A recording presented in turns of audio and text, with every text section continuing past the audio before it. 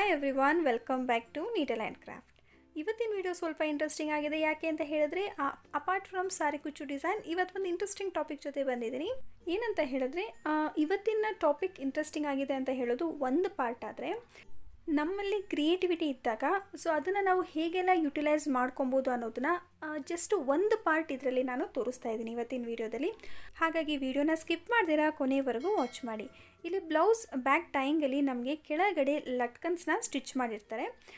ಇದು ಬಂದು ನೋಡಿ ತುಂಬ ಪ್ಲೇನ್ ಇದೆ, ಜಸ್ಟ್ ಒಂದು ಟ್ರಯಾಂಗಲ್ ಶೇಪಲ್ಲಿ ಕ್ಲಾತನ್ನು ಅಲ್ಲಿ ಸ್ಟಿಚ್ ಮಾಡಿದ್ದಾರೆ. ಇವತ್ತಿನ ಟಾಪಿಕ್ ಏನಂತ ಹೇಳಿದ್ರೆ, ಸಮ್ಟೈಮ್ಸ್ ಏನಾಗುತ್ತೆ, ಸ್ಪೆಷಲಿ ನಾವು ವರ್ಕ್ ಮಾಡ್ತಿರೋವಂಥ ಬ್ಲೌಸಸ್ ಲೈಕ್ ಮಿಷಿನ್ ವರ್ಕ್ ಆಗಿರ್ಬೋದು ಅಥವಾ ಆರಿ ವರ್ಕ್ ಆಗಿರ್ಬೋದು, ಬ್ಲೌಸು ತುಂಬಾ ಗ್ರ್ಯಾಂಡಾಗಿರುತ್ತೆ, ಹೆವಿ ವರ್ಕ್ ಇರುತ್ತೆ. ಬಟ್ ಈ ಲಟ್ಕನ್ ಪಾರ್ಟ್ ಅನ್ನೋದು ಏನಾಗುತ್ತೆ, ನಮಗೆ ಗೊತ್ತಿಲ್ಲದಿರೋ ಹಾಗೆ, ಅಂದರೆ ವಿತೌಟ್ ಅವರ್ ನಾಲೆಡ್ಜ್ ಇದನ್ನು ಪ್ಲೇನ್ ಇಟ್ಸ್ಬಿಟ್ಟಿರ್ತೀವಿ. ಅಥವಾ ಕೆಲವರು ಮರ್ತಿರ್ತಾರೆ ಲಟ್ಕನ್ನಲ್ಲೂ ನಾವು ವರ್ಕ್ ಮಾಡಿಸೋದು. ಅಥವಾ ಇನ್ನು ಕೆಲವರು ಏನಂತ ಹೇಳಿದ್ರೆ, ಈ ರೀತಿ ಲಟ್ಕನ್ಸ್ಗೆ ಟೈಲರ್ಸ್ ಆಫ್ಕೋರ್ಸ್ ಎಕ್ಸ್ಟ್ರಾ ಚಾರ್ಜ್ ಮಾಡ್ತಾರೆ. ಸೊ ಯಾಕೆ ನಾವು ಎಕ್ಸ್ಟ್ರಾ ಕೊಟ್ಟು ಮಾಡಿಸ್ಕೊಳೋದು, ಇಟ್ಸ್ ಓಕೆ ಪ್ಲೇನೇ ಇರಲಿ ಅಂತ ಕೆಲವ್ರಿಗೆ ಆ ರೀತಿ ಅನಿಸ್ಬಿಡುತ್ತೆ. ಬಟ್ ವೇರ್ ಮಾಡಿದ್ಮೇಲೆ ಯಾಕೋ ಕಾಂಪ್ಲಿಮೆಂಟ್ ಮಾಡ್ತಾ ಇಲ್ಲ ಅಂತ ಅನ್ನಿಸ್ಬೋದು. ಆಗ ಮತ್ತೆ ಟೇಲರ್ ಹತ್ರ ಹೋಗಬೇಕು, ಅವರು ಸ್ವಲ್ಪ ಟೈಮ್ ತೊಗೊಂಡು ವರ್ಕ್ ಮಾಡಿ ಕೊಡ್ತಾರೆ. ಇನ್ನು ಕೆಲವ್ರಿಗೆ ಮತ್ತೆ ಟೇಲರ್ ಹತ್ರ ಹೋಗೋದಕ್ಕೆ ಇಷ್ಟ ಆಗೋದಿಲ್ಲ.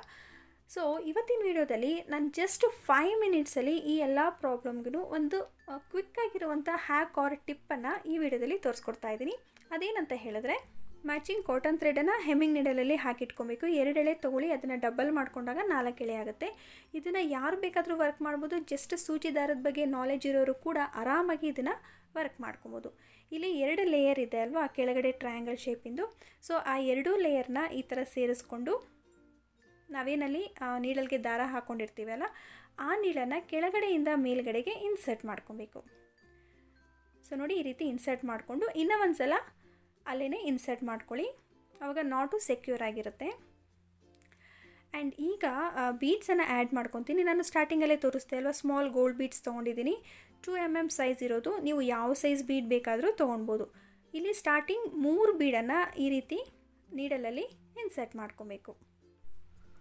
ಇನ್ಸರ್ಟ್ ಆದಮೇಲೆ ಪಕ್ಕದಲ್ಲೇ ಮತ್ತೆ ಆ ನೀಡಲ್ನ ಪಾಸ್ ಮಾಡ್ಕೊಬೇಕು.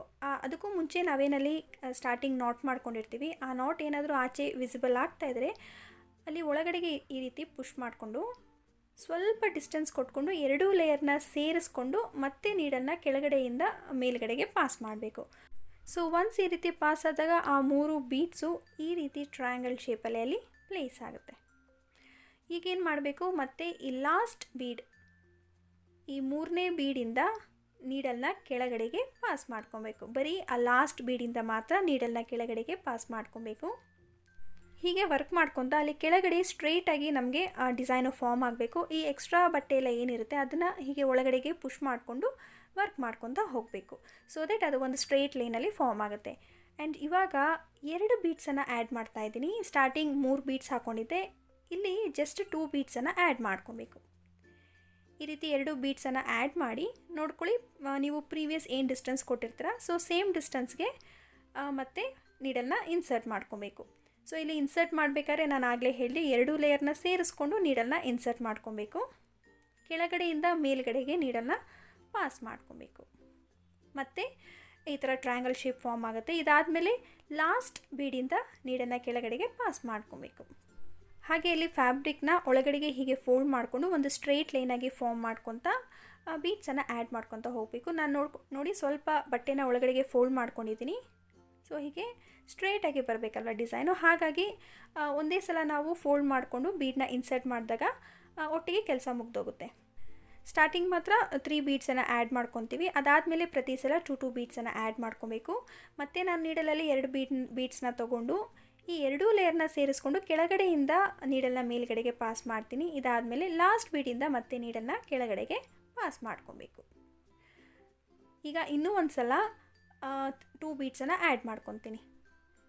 ಸಖತ್ ಈಸಿಯಾಗಿದೆ, ಕ್ವಿಕ್ಕಾಗಿ ಮುಗ್ದೋಗುತ್ತೆ. 5 ನಿಮಿಷ ಕೂಡ ಬೇಡ. 2 ಟ್ಯಾಸೆಲ್ಲ ನಾವು ವಿತಿನ್ 5 ಮಿನಿಟ್ಸಲ್ಲಿ ಫಿನಿಷ್ ಮಾಡ್ಕೊಬೋದು.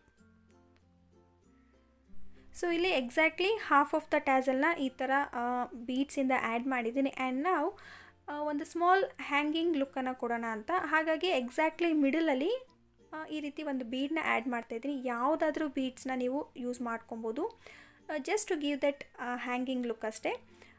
ನಾನು ಈ ಶೇಪಲ್ಲಿ ಇರುವಂಥ ಬೀಡನ್ನ ಚೂಸ್ ಮಾಡ್ಕೊಂಡಿದ್ದೀನಿ. ನೀವು ಕ್ರಿಸ್ಟಲ್ ಆಗಿರ್ಬೋದು, ಗ್ಲಾಸ್ ಬೀಡ್ಸ್ ಯಾವುದಾದ್ರೂ ತೊಗೊಳ್ಬೋದು. ನೋಡಿ, ಈ ಥರ ಎಕ್ಸಾಕ್ಟ್ಲಿ ಮಿಡಲಲ್ಲಿ ಹಾಕಿದಾಗ ತುಂಬ ಚೆನ್ನಾಗಿ ಕಾಣಿಸುತ್ತೆ. ಬಿಗ್ ಬೀಡನ್ನ ಇನ್ಸರ್ಟ್ ಮಾಡಿದ್ಮೇಲೆ ಅದರ ಕೆಳಗಡೆ ಮತ್ತೆ ಒಂದು ಸ್ಮಾಲ್ ಬೀಡನ್ನ ಆ್ಯಡ್ ಮಾಡ್ಕೊಂಡಿದ್ದೀನಿ. ಈ ಥರ ಬರುತ್ತೆ. ಇವಾಗ ಏನು ಮಾಡಬೇಕು, ಆ ಕೆಳಗಡೆ ಸ್ಮಾಲ್ ಬೀಡನ್ನ ಸ್ಕಿಪ್ ಮಾಡಿಕೊಂಡು ಈ ಬಿಗ್ ಬೀಡ್ ಒಳಗಡೆಯಿಂದ ಮತ್ತೆ ನೀಡಲ್ನ ಮೇಲ್ಗಡೆಗೆ ಪಾಸ್ ಮಾಡ್ಕೊಬೇಕು. ಸೊ ಈ ರೀತಿ ಕಾಣುತ್ತೆ. ಇಲ್ಲಿ ನೀವು ಟಿಯರ್ ಡ್ರಾಪ್ ಶೇಪಲ್ಲಿರುವಂಥ ಬೀಡನ್ನ ಆ್ಯಡ್ ಮಾಡ್ಬೋದು, ಅಥವಾ ಟ್ಯೂಬ್ ಬೀಡ್ಸ್ನ ಆ್ಯಡ್ ಮಾಡ್ಬೋದು, ಅಥವಾ ಬೀಡ್ ಬೇಡ ಅಂದರೆ ಈ ಥರ ಜಸ್ಟ್ ಪ್ಲೇನಾಗೂ ಕೂಡ ವರ್ಕ್ ಮಾಡ್ಬೋದು. ನೋಡಿ, ಈ ರೀತಿ ಕಾಣಿಸ್ತಾ ಇದೆ ಅಲ್ವಾ. ಮತ್ತೆ ಏನು ಮಾಡ್ತೀನಿ, ಆ ಮೇಲ್ಗಡೆ ಇನ್ನೂ ಒಂದು ಸ್ಮಾಲ್ ಬೀಡ್ ಏನಿದೆ ಅದರಿಂದ ಕೂಡ ನೀಡಲ್ನ ಮೇಲ್ಗಡೆಗೆ ಪಾಸ್ ಮಾಡಿಕೊಂಡು ಬಟ್ಟೆಗೆ ಇನ್ಸರ್ಟ್ ಮಾಡಿ ತೊಗೊತೀನಿ. ಇದಾದಮೇಲೆ ಇನ್ನೂ ಒಂದು ಸಲ ಆ ಬಿಗ್ ಬೀಡ್ ಮೇಲ್ಗಡೆ ಒಂದೇ ಒಂದು ಸ್ಮಾಲ್ ಬೀಡ್ ಏನಿದೆ ಅದರಿಂದ ಮಾತ್ರ ನೀಡಲ್ನ ಈ ರೀತಿ ಕೆಳಗಡೆಗೆ ಪಾಸ್ ಮಾಡ್ಕೊತೀನಿ. ಈ ಥರ ನಾವು ವರ್ಕ್ ಮಾಡೋದ್ರಿಂದ ಆ ಹ್ಯಾಂಗಿಂಗ್ ಅನ್ನೋದು ಎಕ್ಸಾಕ್ಟ್ಲಿ ಮಿಡಲಲ್ಲಿ ಸ್ಟ್ರೇಟಾಗಿ ಬರುತ್ತೆ. ಇಲ್ಲ ಅಂತಂದರೆ ಇದು ಲೆಫ್ಟಿಗೆ ಅದು ಸ್ಲಾಂಟ್ ಆಗ್ಬೋದು, ಅಥವಾ ರೈಟ್ ಸೈಡ್ಗೆ ಕೂಡ ಸ್ಲಾಂಟ್ ಆಗ್ಬೋದು. ಆ್ಯಂಡ್ ಇಲ್ಲಿಂದ ಮತ್ತೆ 2 ಬೀಡ್ಸ್ನ ಆ್ಯಡ್ ಮಾಡ್ಕೊತ ಹೋಗಬೇಕು.